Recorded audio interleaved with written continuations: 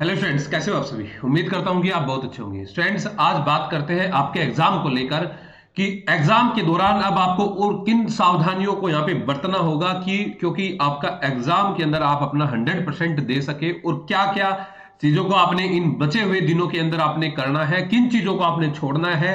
तो एक छोटी सी कोशिश मेरी तरफ से ये रहेगी कि जो भी स्टूडेंट नेट का एग्जाम दे रहा है तो उसको कैसे एग्जाम निकालना है। देखिए भाई, चीजें कई सारी दिमाग में साथ साथ में चल रही होगी कि भाई एग्जाम के अंदर जो है अब लास्ट में कि हमारा हो पाएगा कि नहीं हो पाएगा, या जो है पता नहीं क्या होगा कैसे होगा। अगर ये चीज आपके दिमाग में चल रही है तो इनको अगर आप साथ लेके बैठेंगे तो आज लिखवा लीजिए कि आपका एग्जाम नहीं होगा। और अगर आप दूसरी स्ट्रेटेजी के साथ में जो लगातार प्रैक्टिस आप कर रहे हैं, डेली प्रैक्टिस आप कर रहे हैं, तो डेली प्रैक्टिस, क्योंकि जो सिलेबस आपने पढ़ना था उसको आपने पढ़ लिया है, अब समय है आपका सिर्फ प्रैक्टिस का। और अगर आप प्रैक्टिस पर यहां पे ध्यान दे रहे हैं, यहीं पे आपको अपनी कमजोरी का पता चलेगा, यहीं पे आपका अपना कॉन्फिडेंस बूस्टअप होगा। और आप एग्जाम के अंदर जिस दिन आपका एक फाइनल मैच होने वाला है तो उस दिन आप अपना 100% वहां पे देखेंगे, क्योंकि जिन प्रैक्टिस के माध्यम से जो है आपने एग्जाम जो क्वेश्चन सोल्व आपने किए, वहां पे आपने जो कमियां आपको महसूस हुई उसको वहीं पे आपने जो दूर किया, वहीं से जो आपको कॉन्फिडेंस बूस्टअप हुआ, उसी का फायदा आपको एग्जाम में मिलने वाला है। अच्छा, एक बात बताइए मोटे मोटे तौर पर, अगर विराट कोहली कोई भी मैच खेलता है, या कोई भी किसी भी खिलाड़ी को आप ले लीजिए, साल भर में ऐसे मुश्किल से 40-50 मैच होते होंगे जो ये खेलते होंगे, मुश्किल से 50-60 हो गए ज्यादा ज्यादा। लेकिन प्रैक्टिस तो हर रोज करते हैं ना, प्रैक्टिस तो हर रोज करते हैं ना। क्या किसी मैच में बिना प्रैक्टिस के जाते हैं, जहां पे नेट के अंदर प्रैक्टिस ना की हो और मैच में सीधे चले जाते हैं?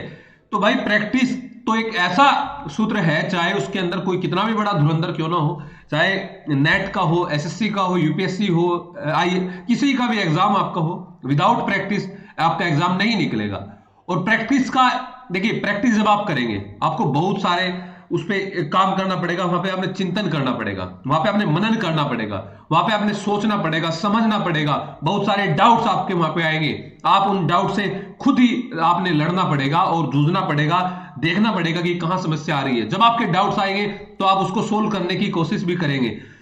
और जहां जिस भी कोचिंग से जिसके भी गाइड में आप जुड़े हुए हैं, फिर आप वहां से डाउट लेके जाएंगे। जब आप पढ़ेंगे नहीं, जब आप प्रैक्टिस ही नहीं करेंगे तो डाउट तो कहां से आएंगे? पहली बात तो ये है, ठीक है। तो भाई एक काम करिए, लगातार जो है एग्जाम तक जो है आप इस चीज को तो माइंड से बिल्कुल निकाल दीजिए कि भाई एग्जाम के अंदर अपना क्या होगा, पता नहीं होगा कि नहीं होगा। होगा अगर दिमाग में आ गया कि नहीं होगा तो आपका नहीं होगा। और मैं ऐसे स्टूडेंट्स को बोलता हूं जो ये सोचता है ना कि पता नहीं मैं तैयार तो कर रहा हूं, एग्जाम निकलेगा कि नहीं निकलेगा, ना तो वो अपना पढ़ाई अच्छे तरीके से कर पाएगा, ना वो दूसरा कोई काम फिर अच्छे तरीके से कर पाएगा। तो भाई यही चीज है आपसे कि आप मनन करिए, कोई भी सेशन आप पढ़ रहे हैं उस पर बिल्कुल सोचिए, समझिए, चिंतन करिए, डाउट्स को पूछिए, हमारे साथ जुड़े हुए तो हमसे पूछिए, एक कॉन्फिडेंस बूस्टअप होगा। ये जो प्रैक्टिस है आप जो है डायरेक्ट एग्जाम वाले दिन में, जो वहां पे आपका जो 3 घंटे का जो आपका एग्जाम होता है, वहां पे ये लॉजिक अपना नहीं अपनाएंगे कि इसमें क्या होना चाहिए था, क्या ये सब गेम जो है कि प्रैक्टिस वाला जो प्रैक्टिस का गेम या सिस्टम का भी आपको एक समझ होनी चाहिए कि जिस सिस्टम पे आप एग्जाम देने जा रहे हैं उसकी बेसिक जो चीजें हैं, उन बेसिक बातों को आपको जानकारी यहाँ पे होनी चाहिए। देखिए, समय सभी के पास बराबर है। जो स्टूडेंट यहाँ पे 99 या इसके अबव परसेंटाइल ला रहा है उसके पास भी इतना ही समय है, और जो स्टूडेंट यहाँ पे 60 और 70% परसेंटाइल यहाँ पे ला रहा है उसके पास भी इतना ही समय है। बस फिर क्या इसमें इनके बीच में क्या डिफरेंस है? डिफरेंस है सोच का, समझ का, मनन का, चिंतन का, लगातार काम करने का, एक प्रॉपर स्ट्रेटेजी के साथ काम करने का, डायरेक्शन में काम करने का। अब बात यह है, ये नोएडा है यहाँ से, और नोएडा से आपने जाना है आगरा की साइड, नोएडा से आपने जाना है आगरा की साइड, और डायरेक्शन आपको पता नहीं है। आप चल दिए इधर को, आप चल दिए इधर को, वो पहुंच गए दिल्ली, फिर इधर चले गए, पहुंच गए हरियाणा, फिर इधर चले गए आगे, पहुंच गए आप पंजाब में, जाना आपने आगरा था। तो यही चीजें आपके एग्जाम को लेकर भी होती है कि भाई आपने एग्जाम के लिए जो चीजों को पढ़ना है, मैं बार बार कई सारी वीडियोस और बातों को मैं बताता भी रहता हूं कि भाई आपका जो नेट एग्जाम है ना, मैं मान के चलता हूं कि आप जो है 4 से 5 महीने की तैयारी में इसको बहुत ही अच्छे तरीके से कर सकते हैं। और आपने वो समय दे दिया है अपने एग्जाम के लिए, अब सिर्फ समय है आपके प्रैक्टिस का।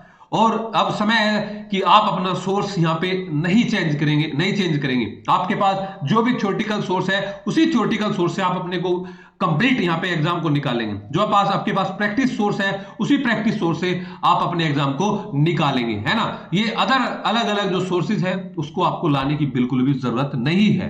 एक चीज भी देखते हैं कि जो पिछली बार भी वही परसेंटाइल, इस बार भी वही परसेंटाइल, उससे अगली बार भी वही परसेंटाइल, तो चेंज क्यों नहीं हो रहा है। तो थोड़ा सा उसके अंदर चिंतन मनन करने की यहाँ पे जरूरत है। मैंने भी एक क्वेश्चन प्रैक्टिस के लिए भी एक सीरीज स्टार्ट की है, प्ले लिस्ट भी बनी हुई है। डेली जो है 20 क्वेश्चन वहां पे होता है, 10-10 में 2 पार्ट अब आने लगे हैं उसके, वेरी शॉर्ट वीडियोस के नाम से। तो मैं मान के चलता हूं कि इस जो एग्जाम तक ये वाली वीडियोस आपने लगातार फॉलो की ना, एक तो टाइम आपका यहाँ पे ज्यादा कंज्यूम नहीं होगा। एक वीडियो में मात्र जो है 3 मिनट का समय लिया जा रहा है, 10 क्वेश्चन 3 मिनट में। और एग्जाम के अंदर ये क्वेश्चन जो है आपके लिए, देखिए वन लाइनर क्वेश्चन है, क्योंकि पूरी स्क्रीन पे इतना बड़ा क्वेश्चन नहीं आएगा, लेकिन आपका एग्जाम जो है वो वन लाइनर तो बहुत कम आता है, बट ऑप्शन जो आते हैं ना वो वन लाइनर से ही आपके ऑप्शन बनते हैं, वन लाइनर से ही आपके ऑप्शन बनते हैं। तो आपने एक एक क्वेश्चन को अगर आपसे नहीं आता है तो आपने उस पर बार बार उसको देखना है, अपना नोट करना है, उसको समझना है। डेली आपने इस प्रैक्टिस सेशन को डेली आपने लगाना है, नए नए क्वेश्चंस की आपने यहाँ पे प्रैक्टिस करनी है। देखिए आपको अपनी स्ट्रेंथ का पता है कि आप कितना यहाँ पे आप अपना जो है स्ट्रेंथ यहाँ पे ये लगा सकते हैं और क्या आप यहाँ पे एग्जाम को निकाल सकते हैं। भाई अगर दिमाग में एक इमेज बनाई हुई है कि एग्जाम निकालना है तो एग्जाम निकलेगा 100%। और एक चीज देखिए, जब आपका एक बार एग्जाम निकल जाता है ना, और आप दूसरी बार एग्जाम में जब फेस करते हैं, आप 100% तो क्या 99% में उम्मीद रहती है कि एग्जाम निकलेगा। आपने देखा होगा कि कोई भी स्टूडेंट यूपीएससी दे रहा है, अब की बार यहाँ पे रैंक आई है 500, दूसरी बार फिर एग्जाम देगा, फिर रैंक आई है 300, फिर एग्जाम देगा, फिर रैंक आई है 200 या 100। तो आप एक चीज देख रहे हैं कि कंटिन्यूअसली एग्जाम निकले, और उससे पहले हो सकता है कि 2-3 बार एग्जाम ना ही निकला हो, प्री भी ना निकला हो। तो यही चीज आप नेट के अंदर भी देखते हैं, एक बार निकालिए, और चाहे हम हो चाहे कोई भी है जो देखता है कि 4 बार 5 बार 6 बार, हालांकि कोई मतलब नहीं बनता है जब बार बार देने का। मैं एक सजेशन और यहीं पे दूंगा कि जिस स्टूडेंट का एक बार जेआरएफ निकल जाता है तो उसको दोबारा बस अब मत दीजिएगा, है ना।